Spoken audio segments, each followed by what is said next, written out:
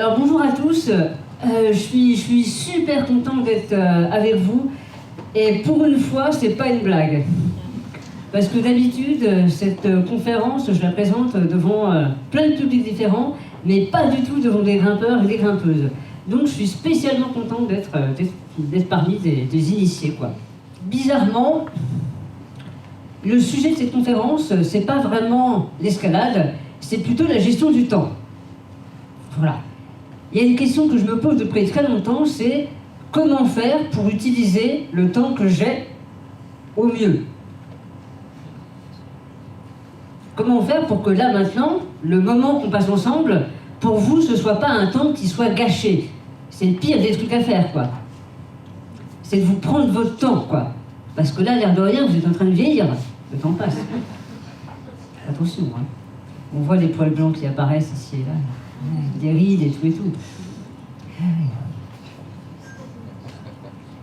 Et paradoxalement, le plus important pour moi, ça va être d'être avec vous, c'est-à-dire ça va être d'être dans le présent.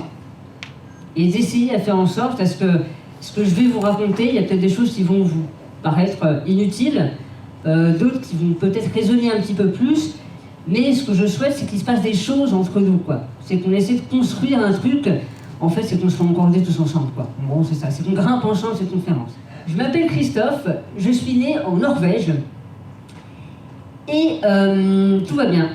Génial, royal.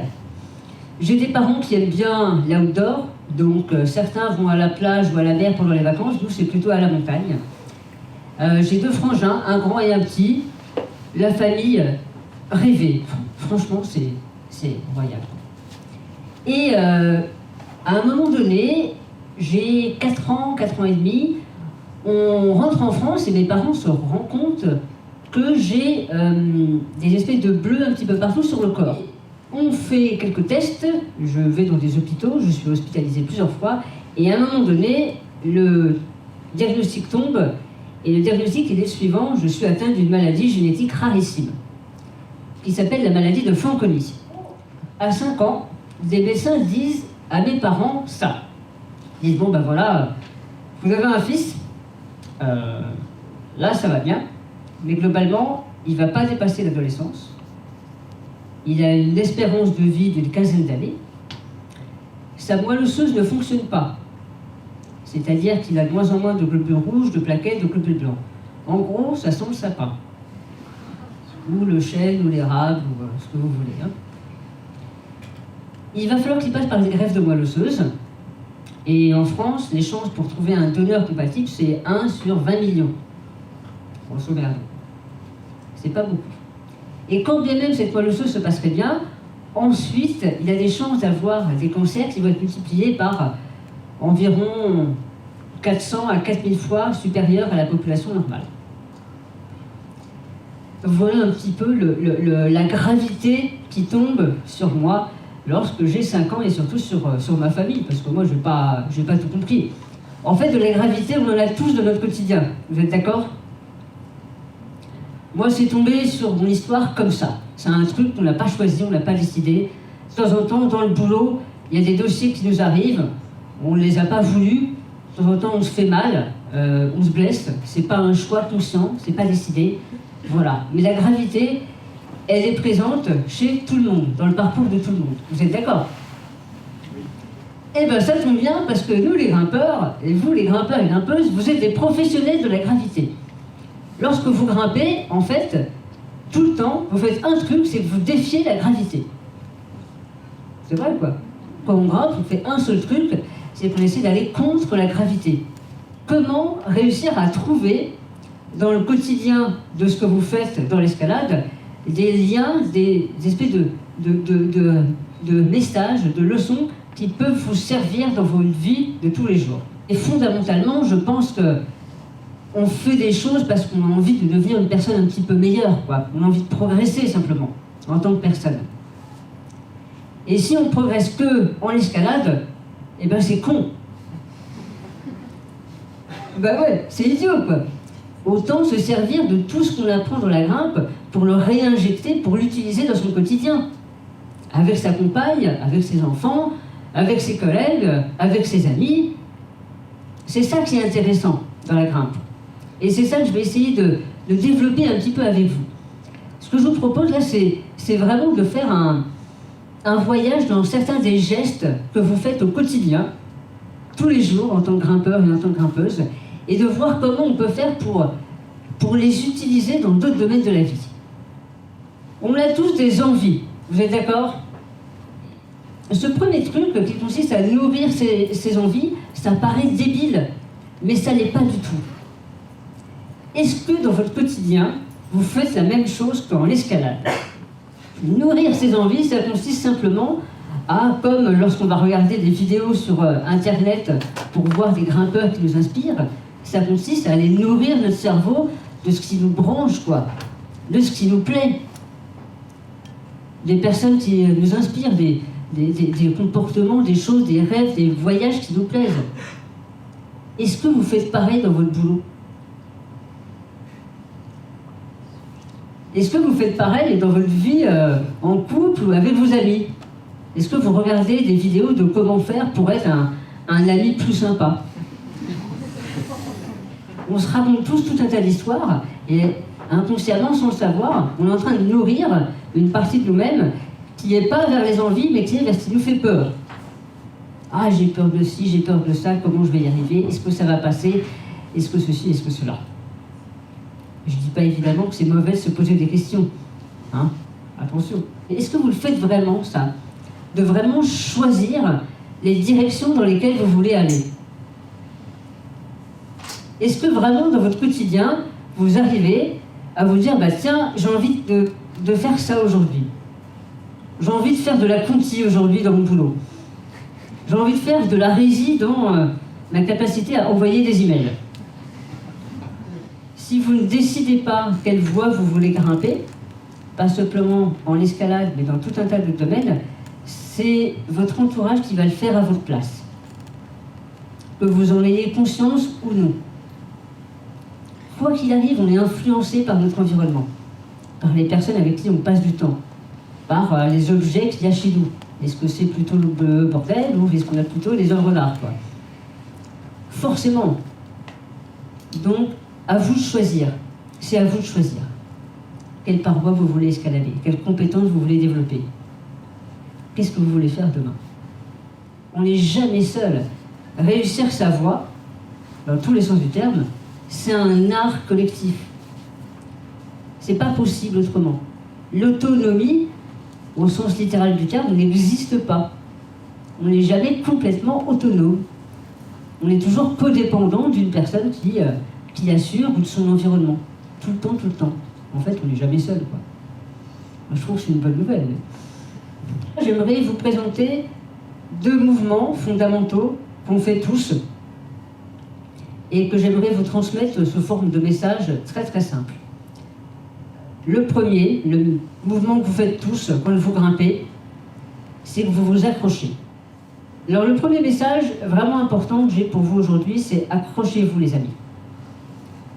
Accrochez-vous, mais accrochez-vous à ce qui est essentiel. Quand on grimpe, on n'a qu'une main et puis une deuxième main. On est comme ça, quoi. Et dans la vie de tous les jours, c'est exactement pareil. C'est une prise à la fois. C'est une seule prise à la fois. Dans le quotidien, des choses essentielles, il n'y en a pas 150 000.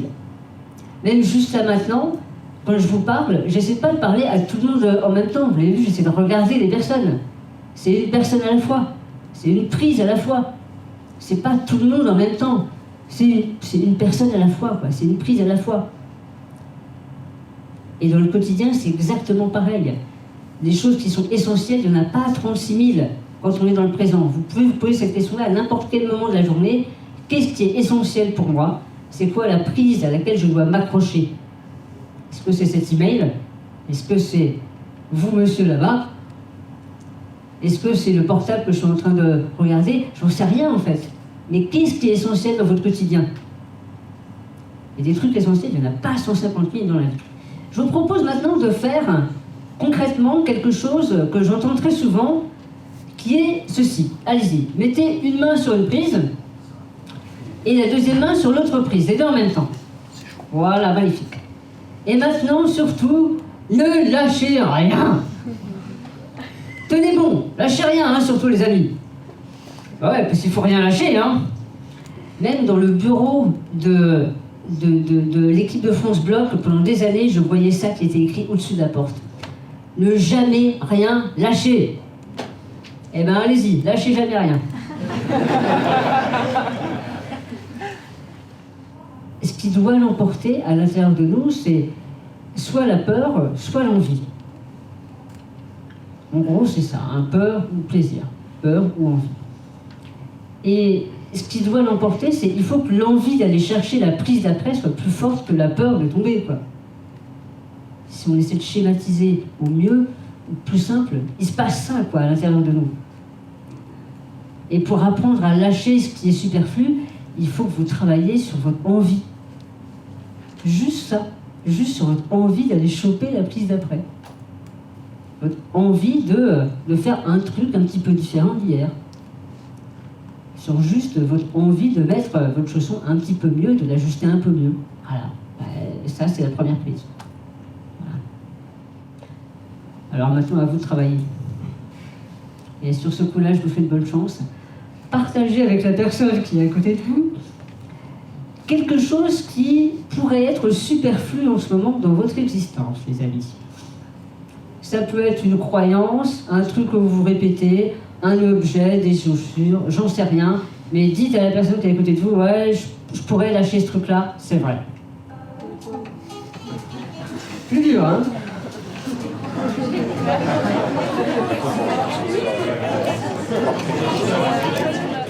Alors, évidemment, on est tous d'accord pour dire un truc, quand même.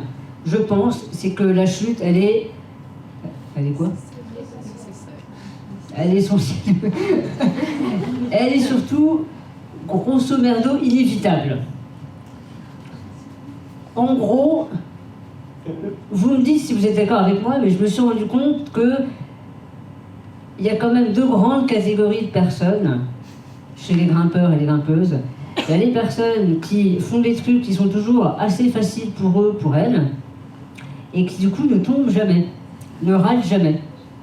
Et ça peut être tout simplement parce qu'ils sont dans le plaisir, quoi, parce qu'ils font de l'escalade juste pour le plaisir de faire de l'escalade. Et c'est tout à fait valable. Il n'y a aucun jugement, quoi. D'ailleurs, petite parenthèse, le nombre d'injonctions que j'entends dans le milieu de la grimpe, c'est un truc de dingue. Il faut grimper en tête. Il faut apprendre à chuter. Bah, pas forcément. Non, pas forcément, quoi. Si votre kiff, c'est de faire de la moulinette, eh ben, c'est très bien, quoi. Vive la moulinette. Aucun problème. Voilà, quoi. On n'a pas tous les mêmes envies, mais c'est très bien comme ça. Et n'empêche que, à certains moments, quand même, bon, bah, ça peut arriver. Ça risque d'arriver. Bon, voilà. Je ne reviendrai pas là-dessus. La chute, elle est inévitable, relativement, et surtout nécessaire si on veut, à un moment donné, apprendre et progresser un petit peu plus vite. Tout simplement. Alors, qu'est-ce que c'est que la chute? Qu'est-ce que ça veut dire tomber, finalement? Tomber, ça veut dire simplement qu'on change d'état. Au sens le plus simple du monde, même dans le vocabulaire de tous les jours, quand on tombe amoureux, par exemple, on n'est pas exactement la même personne. On change d'état, n'est-ce pas? On a l'impression qu'on contrôle tout, et puis là, quand on tombe amoureux, bref, on contrôle plus grand-chose, quoi. Je pense que ça vous est tous arrivé, à un moment donné, de vous retrouver dans une situation où vous avez vu quelque chose, où il s'est passé un truc, et franchement, vous étiez en arrêt complet, total. C'est soit parce que vous étiez dans le flow, parce que tout roule, parce que vous grimpez super bien, il y a tout qui s'enchaîne, vraiment, ou alors parce qu'il y a eu un moment donné, franchement, arrêt total. C'est une espèce de temps où il y a eu de l'émerveillement, et vous avez trouvé que vous étiez juste bien à ce moment-là, vous avez de la chance, vous avez ça, c'est super. Ça vous est déjà arrivé, ça? Pourquoi est-ce que ça, on ne l'utiliserait pas dans le quotidien, mais aussi juste avant de grimper, par exemple? Parce que finalement, qu'est-ce qui se passe là, ici? Quand on a ces moments d'émerveillement, ben on dit plus un mot, on ferme sa gueule. Il n'y a plus de pensée intérieure, hein, dans tous les sens du terme. Il n'y a plus de pensée. C'est simple, on est aligné, on est bien, et voilà, quoi.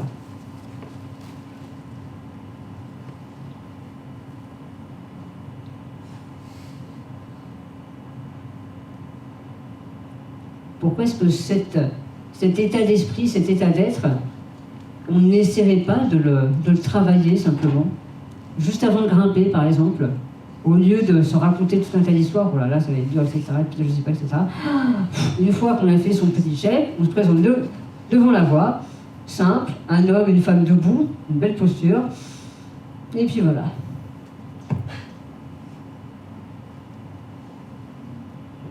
Et puis on y va, c'est parti, une prise à la fois. C'est pas si compliqué que ça finalement. De trouver de la légèreté et de la simplicité dans le quotidien, c'est pas si compliqué que ça. Et essayez de faire de votre mieux pour retrouver travailler cet état d'esprit, cet état d'être de simplicité, d'hommes et de femmes debout, prêts à tout.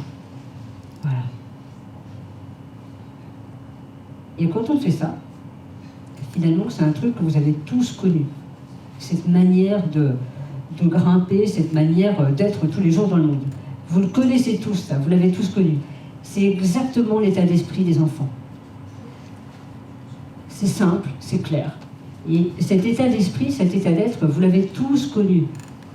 Il s'agit simplement, nous, en tant qu'adultes, à essayer de le retrouver, de le travailler, c'est de le nourrir un petit peu plus dans notre quotidien. Et je crois qu'en ça, l'escalade est un formidable réservoir d'apprentissage. Et je vous souhaite d'utiliser ce que vous faites dans la grimpe dans votre vie de tous les jours, parce que c'est un sport qui est magnifique, qui nous apprend plein de trucs. Et franchement, on a de la chance de pratiquer ce sport-là. En salle ou à l'extérieur, peu importe. Mais on a du bol et je vous souhaite de l'utiliser encore plus. Merci beaucoup pour votre attention.